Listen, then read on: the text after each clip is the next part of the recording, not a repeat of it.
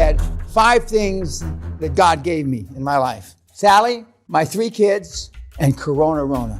Motherfucking Corona is the greatest thing since sliced bread, apple pie, and motherhood for this program. This economic environment couldn't be any fucking better for QLA. For your sake, I hope this lasts 1,000 fucking years, because it's like taking candy from a baby. It's like shooting fish in a barrel. It's that easy.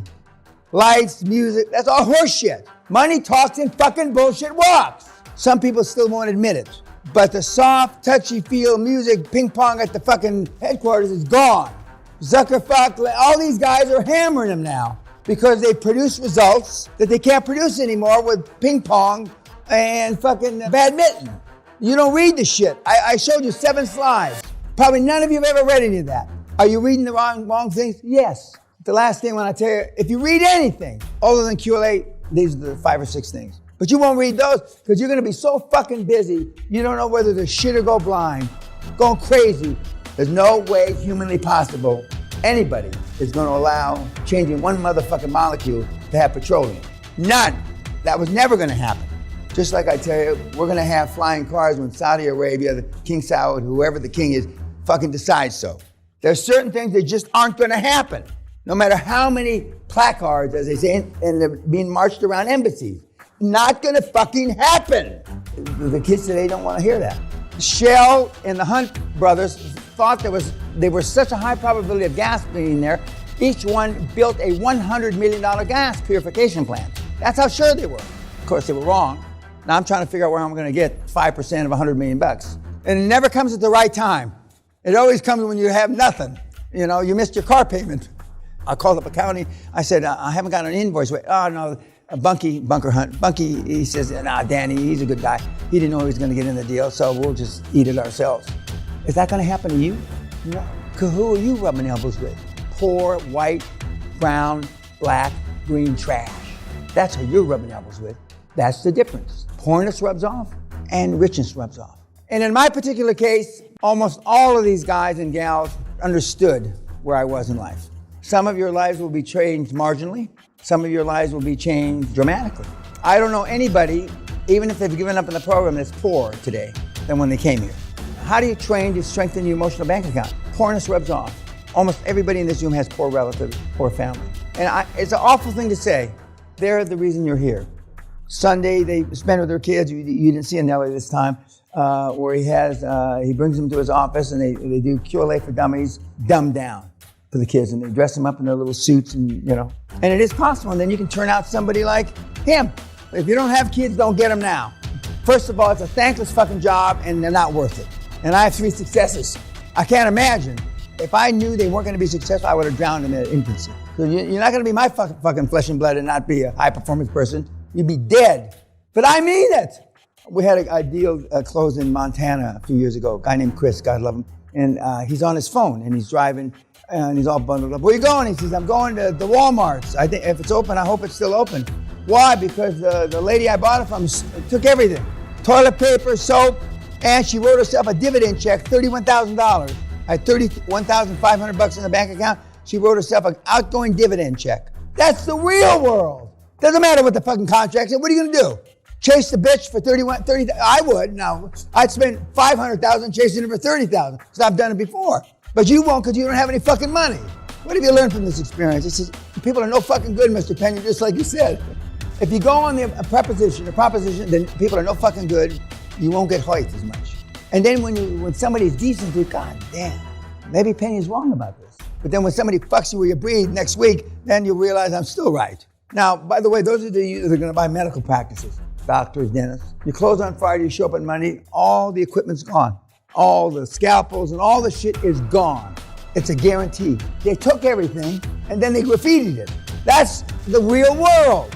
The kids that didn't want to have anything to do with the business, and then dad and or mom or both sell the business to you, then the kids come in and torch the fucking place over the weekend. They don't want it, but they don't want you to have it either.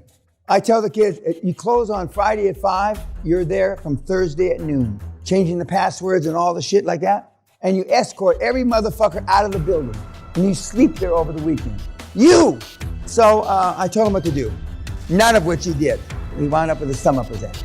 Now you all say this is stupidity, right? How could that happen? Right, Doc? This is stupidity. How could that happen? I would never let that happen to me, right? We'll see. I hope you're right, and hope's not a strategy. That's the real world. I wish it wasn't. I wish fear wasn't my number one lever. I'm a carrot and stick guy, but mostly stick, because money talks. Can you not claw it back? Sure you can, but that takes time and money. Are you going to go to the bank and say that they took the MRI machine and they took this and that and the collateral and because I was so fucking stupid and now we have no collateral?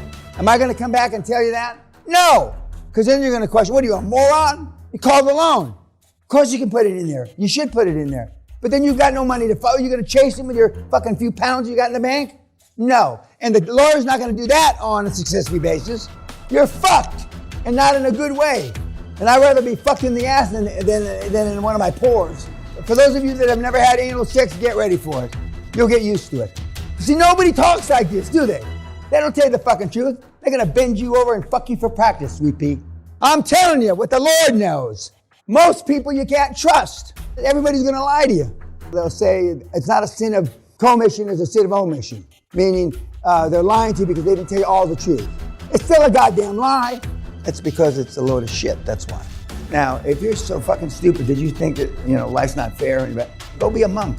And I've had some people, after the seminar, go become a monk. God is my witness. Because they're so disillusioned with how life really is, they can't take it. Because you can't take the truth. Politics is wrought with buffoons. In the last 10 months that I've been involved, I always thought they were dumb. I just didn't realize how fucking thick they were. I mean, now that I'm in the trenches with Jesus Christ. Nobody! Now maybe they're waiting to put a bullet in my head close up, but nobody has brought that up. And I thought it was the first thing they'd bring up. But everything I say is the fucking truth. I automatically know when I'm chairman that they didn't look too hard. If they're, some of the questions they asked me, go back and try again. What does our CFO say? What does the CEO say? What do the two industry experts say? What do our accountants say? What do our fucking lawyers say? I felt like telling the bitch, you can fucking Google it, it's online. Why are you asking me? Of course, he didn't ask them. You're supposed to use these professionals. When I say this, I mean it. You're not there to make friends with these guys and gals. And it's lonely at the top. Although that doesn't bother me, it bothers almost everybody I know. And it's funny, I used to wear a dunce cap in grammar school because they thought that I was retarded. I could go back and sue the LA school system, and there's no time limitation on this kind of suit, for $1 trillion, allowing me to stand in that fucking thing, shitting my pants, crap running down my pant leg when my parent would come and pick me up. Can you fucking imagine CNN reporting this story? When we went back to the school 6 or 8 months ago, the current principal, I told him a story, and tears got in his eyes, and he said, I'm so sorry. For what? You didn't do it. You must feel humiliated to walk back in the school. No. And as we walked around the little campus, and I said, they used to, you pay $4 here. And he says, yes. And I told Sally, I broke her kid's arm in 7 places here. I remember I went down and snapped his arm again to make it the 7th. And then we go around to the tether ball, the ball that goes around the pole. I said, I put a kid's eyes out here. And I said, this is memory lane. But that's what made me who I am today. And then when we got to the window, I got chills. And if that teacher hadn't stepped a little bit to the right, it would have hit him right in the fucking, killed him instantly. But Allah is with it. That's not my destiny. Allah decided not to kill that little wormy fuck that I tried to. But that's one of the guys that had not physically abused me, but put me with a dunce cap, put me in the, shit my pants, etc., etc. Because I didn't just decide to drop a fucking aquarium on his head because I decided not to brush my teeth that morning. But that's why I am the way I am. And I'm not making any apologies for it. I don't know anybody my age that has fire in your belly anymore. Some of you in this room pretend to have fire in your belly and you don't. When you're doing a 100% seller finance, what's the downside for the seller? If you default, what happens if you default? They get the business back. I buy her business 100% seller finance over the next 5 years. I default in year 2. The business goes back to you if you foreclose. But you don't want the fucking business back. I know it, and you know I know it. When they sell you the business for 100% seller finance, they don't want that motherfucker. They don't want to touch it. You're going to have to twist their arm to keep them on for 6 or 12 months. So they have no leverage. Yet most of you kids, that's what you're afraid of. They could take the business away from you, but they won't because they don't want the goddamn thing to begin with. Anybody that does 100% seller finance wants out terrible, bad English. It's like a woman sleeping next to her husband knowing that her husband's cheating on her every afternoon. She's just trying to figure out how to get out. So the thing that you worry about doesn't happen. Okay, YouTube, go fuck yourself.